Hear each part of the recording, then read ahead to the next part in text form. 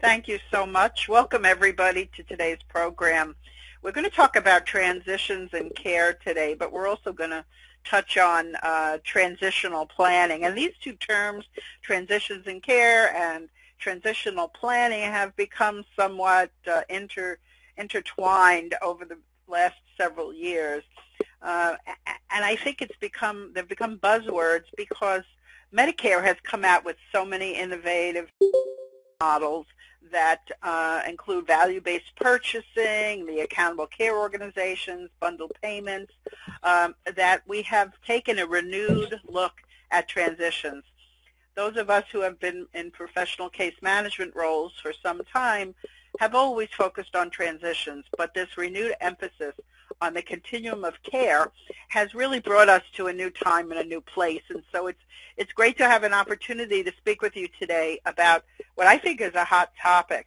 And the other piece of this too, and why I think this has become fairly important, has been because of the readmission penalties, which really started organizations to look at different ways to address patient care across the continuum.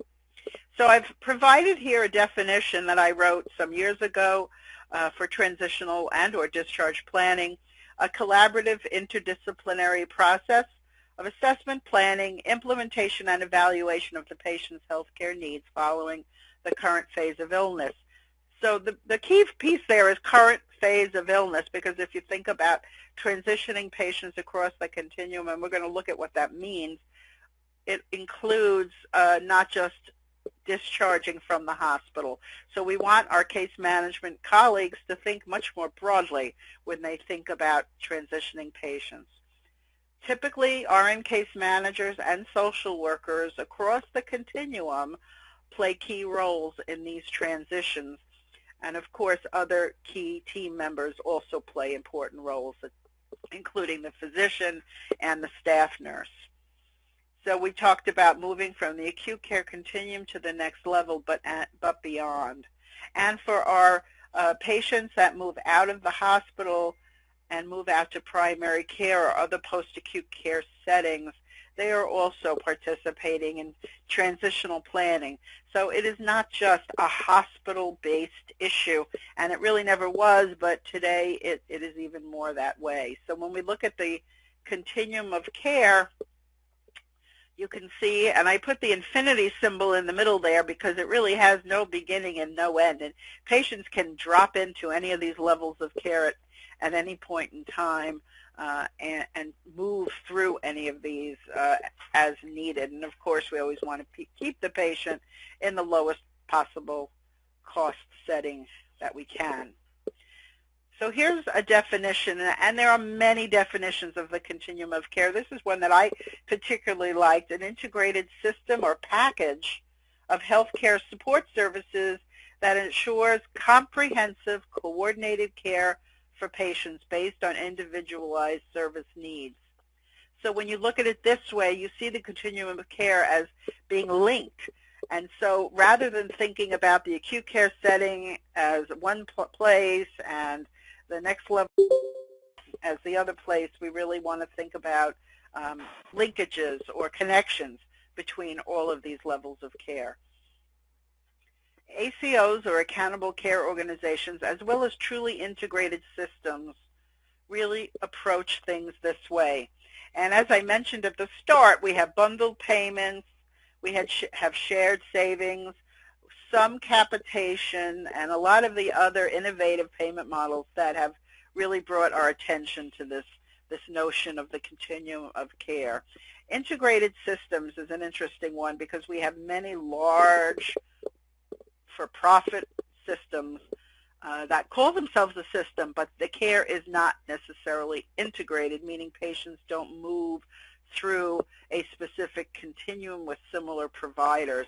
So that is one difference from what we are actually talking about today.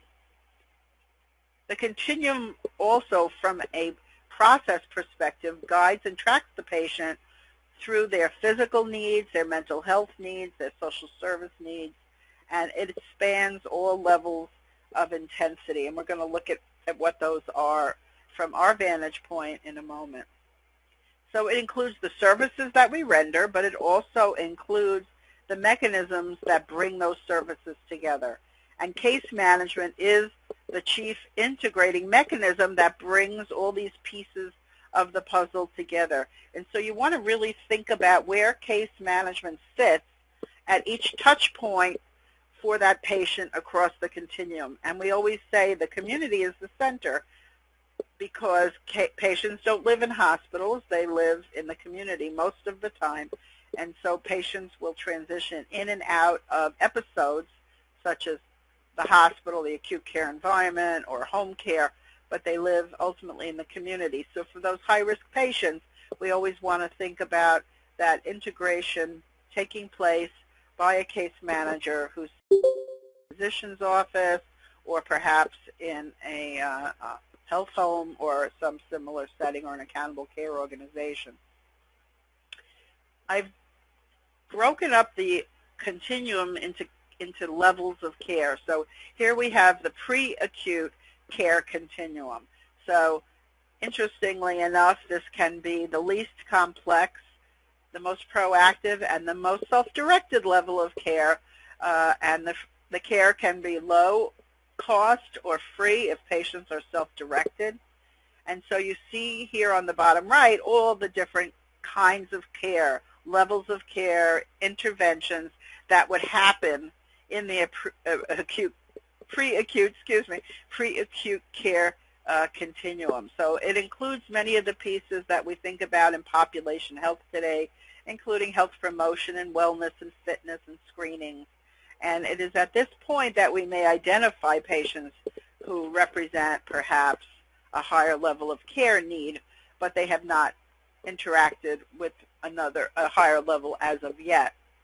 Rarely institutionalized in the pre-acute continuum, and this is typically ambulatory care and community-based.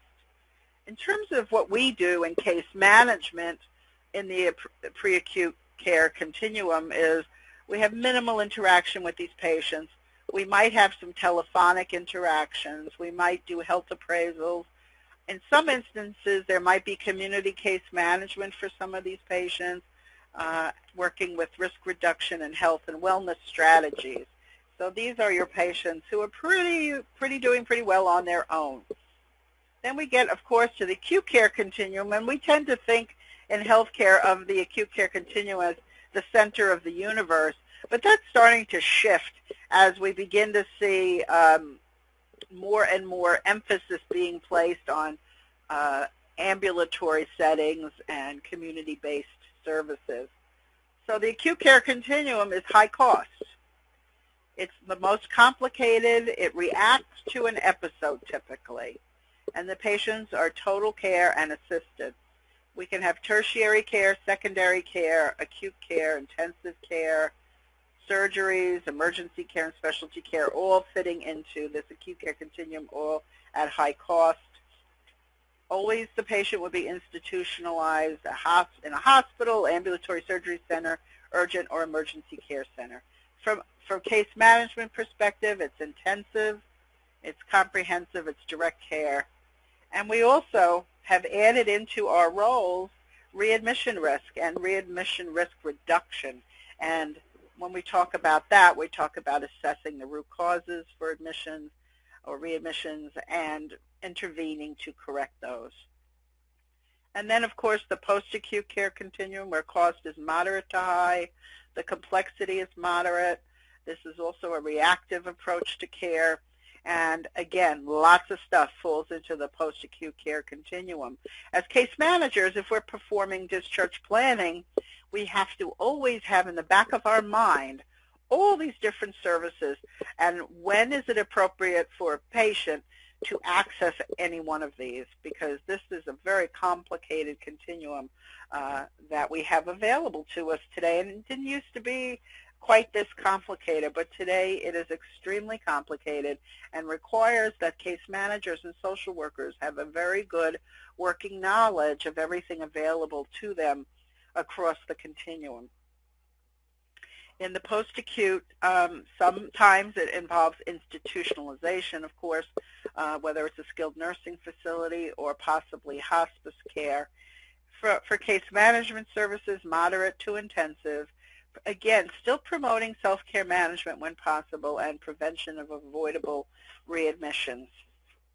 So putting all of that into a context for us, I always like to think about it as a three-pronged approach. We have the pre-admission phase. The patient might access us through the emergency department or the physician's office. The inpatient stay, in which we have a responsibility in terms of patient education, discharge planning, and I've added family caregiver assessment here because we are finding more and more that the Centers for Medicare and Medicaid Services, CMS, are starting to ask questions about how we, as inpatient case managers and other care providers in the acute care setting, are addressing family caregivers. And family caregivers are people who are helping to take care of a patient and perhaps are not being paid for that service. And how do we know their availability, ability, and willingness to help with that? And so sometimes we make assumptions about family caregivers.